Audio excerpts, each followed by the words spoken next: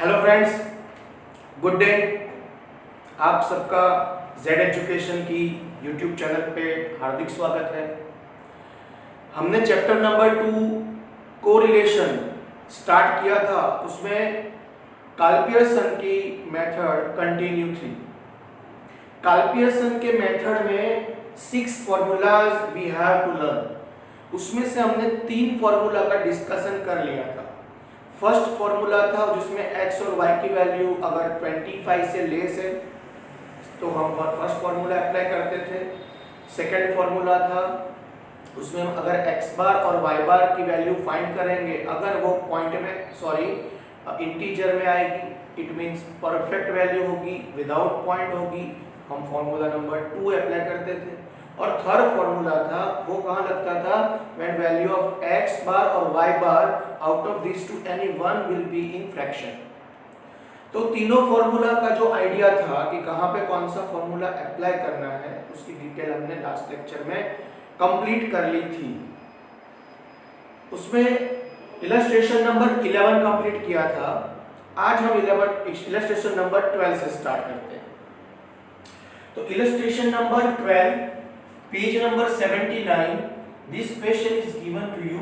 Sales and profit, two variables values are available, and by using this detail you have to find correlation coefficient between sales and profit. तो यहाँ पे problem क्या है friends कि x बार, x की और value जो है, x की और y की जो वैल्यू है वो x में आपको पॉइंट दिया हुआ है, सब में डेसिमल पॉइंट दिया हुआ है। तो डेसिमल पॉइंट से पीछे आप देखोगे एक डिजिट है। इट मींस मुझे अगर पॉइंट को रिमूव करना है, तो वो वैल्यूज को मुझे 10 से मल्टीप्लाई करना पड़ेगा। तो मैं यहाँ पे ब्रैकेट में लिख देता हूं मल्टीप्लाई विथ 10। तो यहां मैं 10 से मल्टीप्लाई करूंगा तो ये हो जाएगा 16, ये हो जाएगा 22, थर्ड वैल्यू विल बी 19, फिर 20, 23, 17, 24, 18 एंड 21। इस तरह से हमने x की वैल्यूज में से पॉइंट रिमूव कर दिया। पॉइंट रिमूव करने के लिए क्या करना पड़ेगा, अगर डेसिमल पॉइंट के पीछे एक वैल्यू होगी तो मल्टीप्लाई विथ 10, और अगर दो वैल्यूज होगी तो मैं मल्टीप्लाई विथ 100 करूंगा। क्लियर? तो इस तरह से हम x की वैल्यू में इतना चेंज कर देंगे। अब y की वैल्यू में क्या है कि 2 जीरो कॉमन है सब में, तो मैं सब में से 2 जीरो कट करना चाहता हूं। तो मुझे यहां पे क्या लिखना पड़ेगा, डिवाइडिंग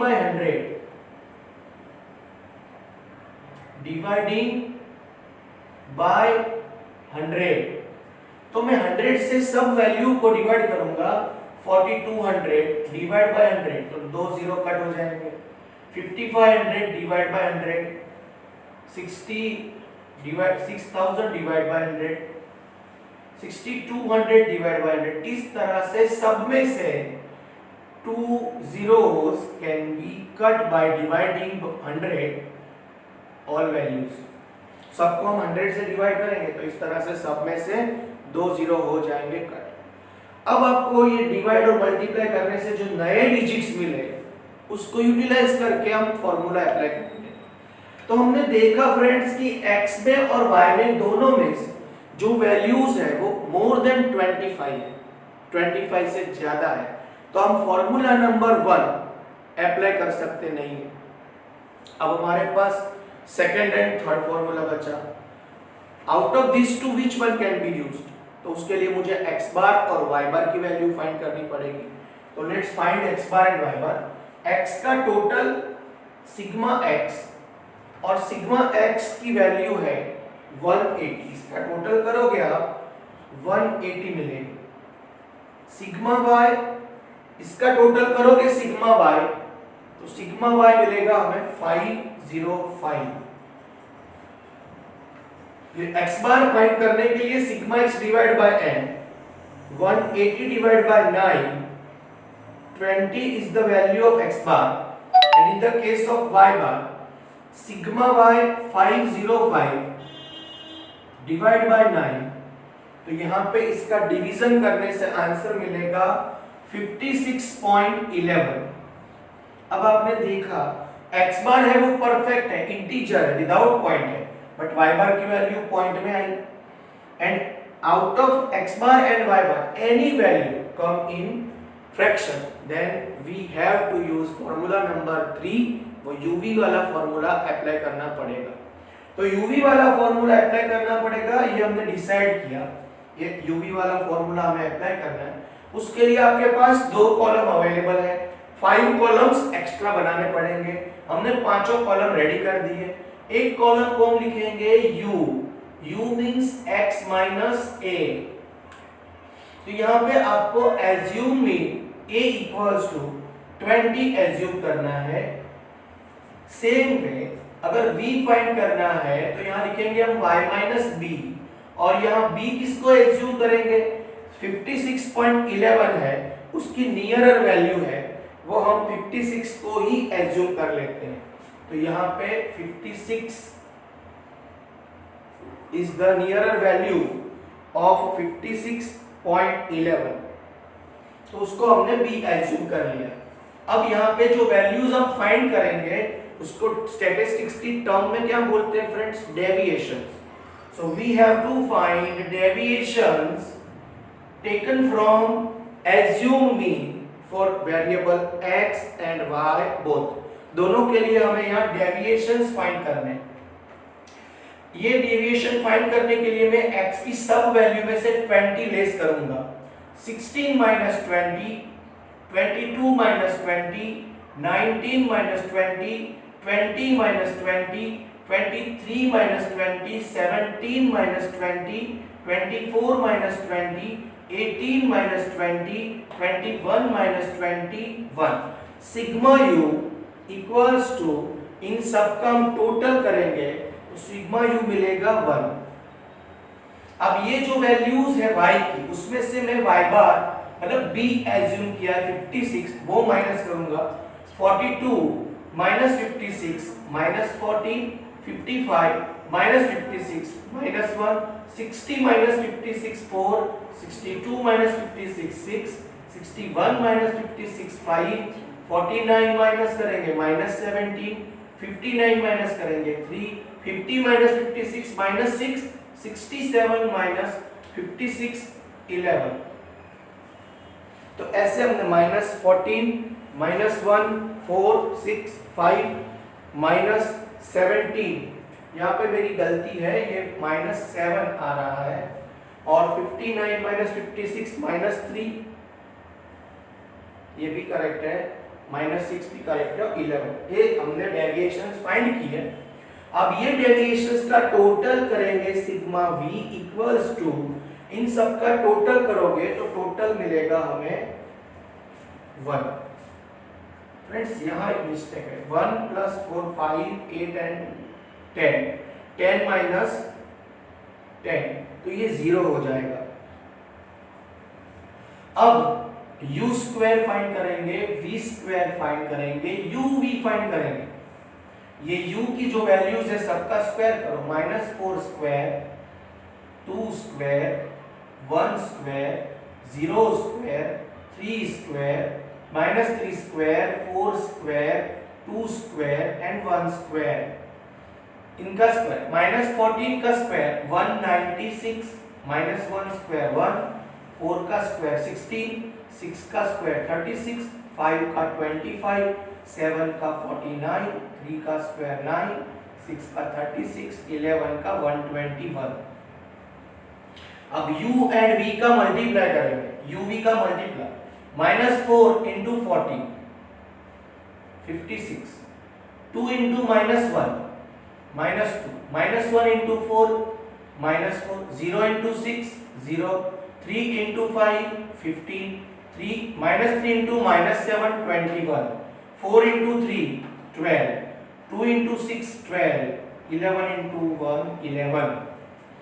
इसका total sigma u square, sigma v square, sigma uv, sigma you square की वैल्यू मिलेगी हमें 60।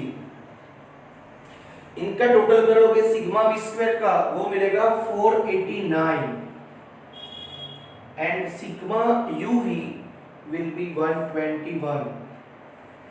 तो 2 कॉलम क्वेश्चन में अवेलेबल होंगे, 5 कॉलम्स हमने एक्स्ट्रा बनाए, सब वैल्यूज हमने फाइंड कर ली, ये फॉर्मूला यहाँ अप्लाई किया। अब ये फॉर्मूला में हम यहाँ पे वैल्यू रखते हैं n 1 2 3 4 5 6 7 8 9, n is 9, sigma u v 121 minus sigma u 0, sigma v 1 divide by in first square root 9 into sigma u square 60 minus sigma u zeros whole square into in second square root n is 9 sigma v square 489 minus sigma v 1 square equals to 121 into 9 1089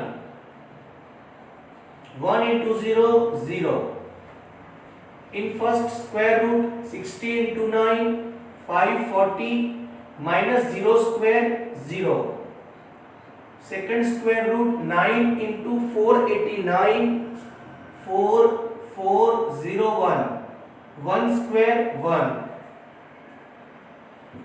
1089 divided by 540 into minus 4400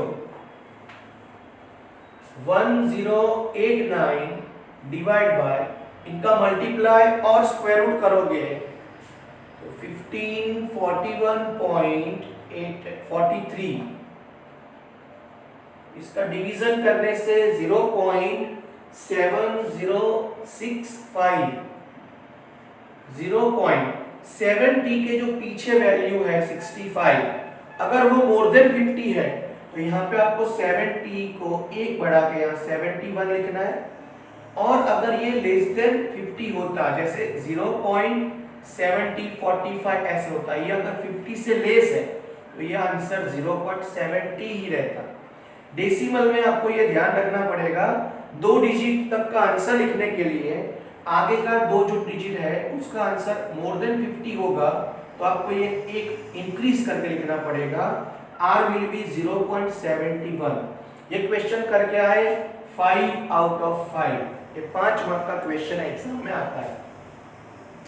अब यहां से आपको illustration 13 14 यहां objective sums start हुए, तो objective sums में हमें क्या करना है फ्रेंड्स, जब भी आप ऑब्जेक्टिव सम्स करो तो इतनी प्रिजम्पशन कर लो कि यहां आपको इतनी चीजें याद रखनी है। 3 फॉर्मूलाज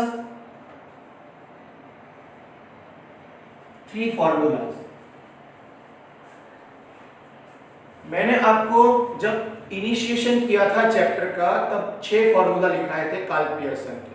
तो आपको क्या करना है, अगर आपको क्वेश्चन में Sx या Sy दिखेगा, जैसे यहाँ पे देखो Sx दिया है, Sy दिया है, when you are given Sx or Sy any one value or both value in your question, then you have to use any one formula out of these 3।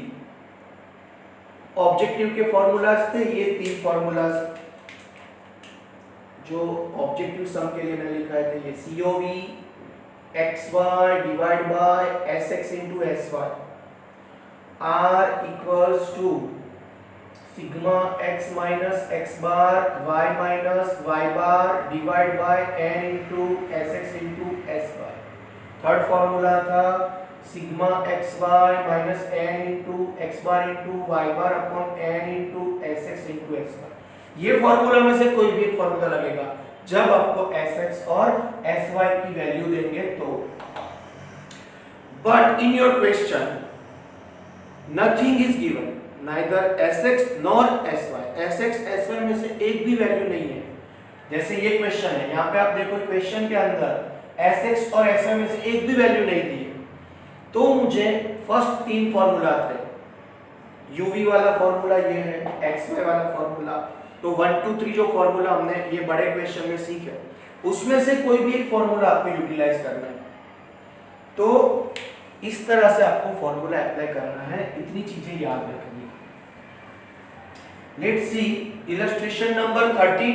In this question neither sx is given nor sy, hence we can use second section के तीन formula, उसमें से first section के तीन formula, उसमें से एक formula use होगा। इसमें से ये डिटेल चेक करके आप देखो तो सेकंड फॉर्मूला अप्लाई होगा, और सेकंड फॉर्मूला ऐसा है r equal to sigma x minus x bar y minus y bar divide by in first square root sigma x minus x bar square and in second square root sigma y minus y bar square.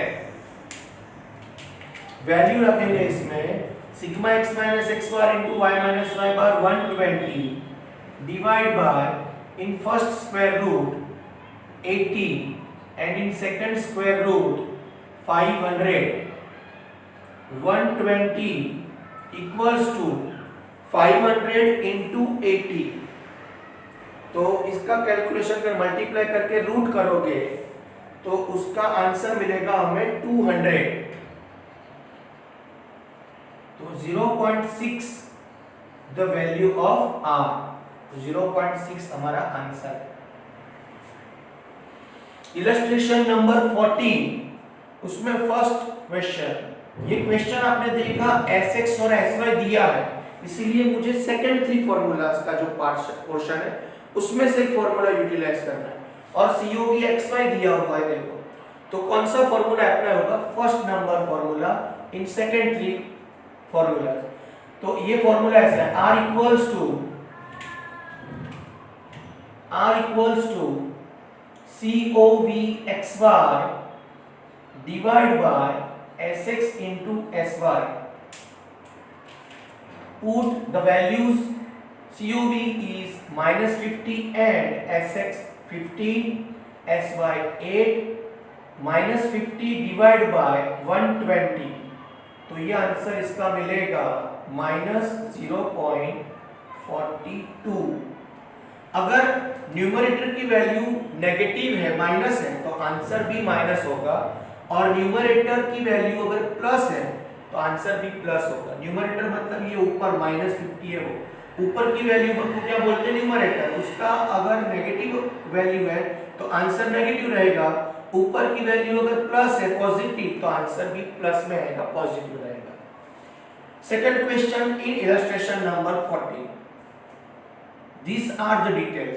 अब इसमें आपको variance of Sx दिया हुआ है, इसको हम क्या बोलेंगे, Sx स्क्वायर इज 25, और वेरिएंस ऑफ y तो Sy स्क्वायर इज 36, तो Sx कितना होगा 5 और Sy कितना होगा 6, इसका रूट निकाल दिया।